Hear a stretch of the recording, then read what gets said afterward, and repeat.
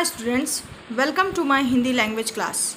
बच्चों, आज हम हिंदी लैंग्वेज के पार्ट 3 का अध्ययन करेंगे जिसका नाम वर्ण विचार है। तो आइए वर्ण विचार के अंतर्गत हम जानते हैं निरर्थक शब्द किसे कहते हैं। निरर्थक शब्द बच्चों, जैसा कि नाम से ही पता चल रहा है, निरर्थक जिसका कोई अर्थ ना हो, अर्थात हम कह सकते हैं कि जिन शब्दों का कोई अर्थ नहीं होता उन्हें निरर्थक शब्द कहा जाता है। बच्चों, जैसे हम दैनिक बोलचाल में अक्सर निरर्थक शब्दों का प्रयोग करते हैं। जैसे देखिए, उदाहरण दिया हुआ है, चाय वाय, पीकर जाना। चाय का मतलब होता है पीने वाला चाय। पीकर जाना इसका भी अर्थ है, लेकिन वाय का कोई अर्थ नहीं होता, लेकिन हम चाय के साथ दैनिक बोलचाल में वाय का प्रयोग कर लेते हैं। तो ये शब्द क्या हो गया? निरर्थक शब्द हो गया। जैसे रोटी वोटी बना लो। रोटी का मतलब होता है रोटी खाने वाली, बना लो बनाना, लेकिन वोटी का कोई अर्थ नहीं होता। तो ये शब्द क्या है? निरर्थक शब्द है। खाना वाना, खाना का मतलब होता है भोजन, लेकिन वाना का कोई अर्थ नहीं होता बच्चों। तो ये क्या है?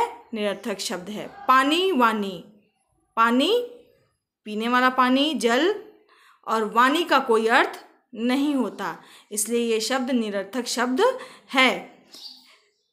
बच्चों, हम अपने दैनिक जीवन में बोलचाल के समय इन निरर्थक शब्दों का प्रयोग करते हैं, लेकिन इसका कोई अपना अर्थ नहीं होता, इसीलिए क्या कहलाते हैं? निरर्थक शब्द कहलाते हैं। अब हम जानेंगे बच्चों, उत्पत्ति के आधार पर शब्दों के प्रकार। उत्पत्ति के आधार पर शब्दों 4 प्रकार के होते हैं। उत्पत्ति के आधार पर कौन कौन से? तत्सम शब्द, तद्भव शब्द, देशज शब्द और विदेशी शब्द। अब हम जानेंगे तत्सम शब्द किसे कहते हैं। तत्सम शब्द 2 शब्दों से मिलकर बना है, तत् प्लस सम। तत् का अर्थ है उसके, तथा सम का अर्थ है समान, अर्थात उसके समान। अतः तत्सम का अर्थ हुआ कि संस्कृत भाषा के वो शब्द जो अपने मूल रूप में हिंदी भाषा में प्रयुक्त किए जाते हैं, जैसे अमृत, अग्नि, गृह, ग्राम, हृदय आदि। बच्चों, तत्सम शब्द वो शब्द होते हैं जो संस्कृत भाषा से सीधे हिंदी भाषा में आए हैं, और उनका उच्चारण भी हम संस्कृत भाषा में जिस प्रकार किया जाता है उसी प्रकार हिंदी भाषा में करते हैं। ऐसे शब्दों को तत्सम शब्द कहते हैं। जैसे मैंने आपको पहले ही बताया था, अमृत। बच्चों, ये अमृत संस्कृत में भी इसको अमृत ही कहते हैं। अग्नि, संस्कृत में आग को अग्नि कहते हैं, और इसका हिंदी में भी अग्नि ही प्रयोग होता है। गृह, ग्राम, हृदय आदि ये सब संस्कृत के शब्द हैं, लेकिन ये अपने मूल रूप में ही हिंदी में भी प्रयोग किए जाते हैं। बच्चों, अब जानते हैं तद्भव शब्दों के बारे में। तद्भव शब्द भी 2 शब्दों से मिलकर बना है, तत् प्लस भव। तत् का अर्थ होता है उसके, और भव का अर्थ होता है जन्मा, अर्थात उस भाषा से जन्मे या उत्पन्न हुए शब्द। अतः संस्कृत भाषा के वे शब्द जो हिंदी भाषा में अपने परिवर्तित रूप में प्रयोग किए जाते हैं, तद्भव शब्द कहलाते हैं। बच्चों, जैसे संस्कृत भाषा से ही आए हुए शब्द जो हिंदी भाषा में अन्य रूप में प्रयुक्त किए जाते हैं, जैसे अग्नि शब्द संस्कृत भाषा का है, लेकिन हिंदी भाषा में इसे आग कहते हैं। आग और अग्नि दोनों का अर्थ सामान्य है, तो अग्नि क्या हो गया हमारा? तत्सम शब्द हो गया। और अग्नि से ही बना हुआ आग हमारा तद्भव शब्द हो गया। जैसे कुम्हार, कान, काम, अमावस, आगे, आग, दूध, दिन आदि। बच्चों, जैसे दूध को संस्कृत में दुग्ध कहते हैं, लेकिन हिंदी में दूध कहते हैं। दोनों का अर्थ एक सामान्य है। तो दुग्ध क्या हो गया? तत्सम शब्द हो गया। और दूध क्या हो गया?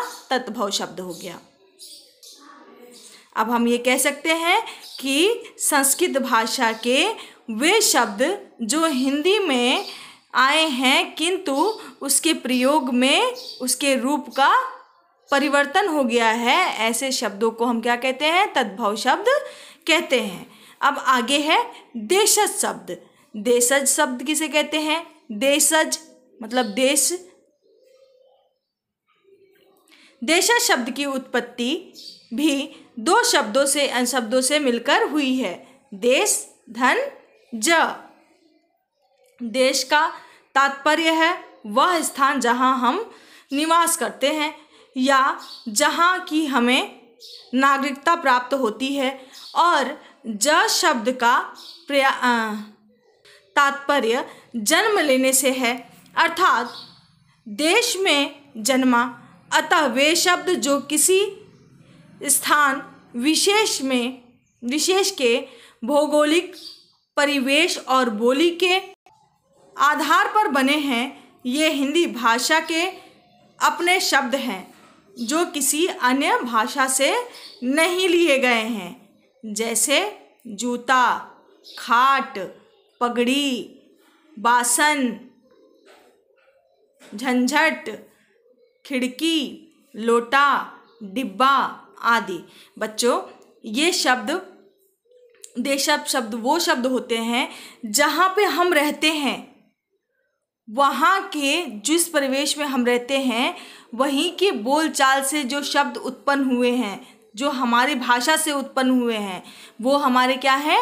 देशज शब्द हैं। विदेशी शब्द। विदेशी शब्द का तात्पर्य है बाहरी देश, मतलब दूसरे देश से, विदेश से आए हुए शब्द। अर्थात हिंदी भाषा के वे शब्द जो अन्य भाषाओं से लिए गए हैं विदेशी शब्द कहलाते हैं। जैसे अंग्रेजी भाषा के शब्द जो हिंदी में प्रयोग किए जाते हैं। टिकट।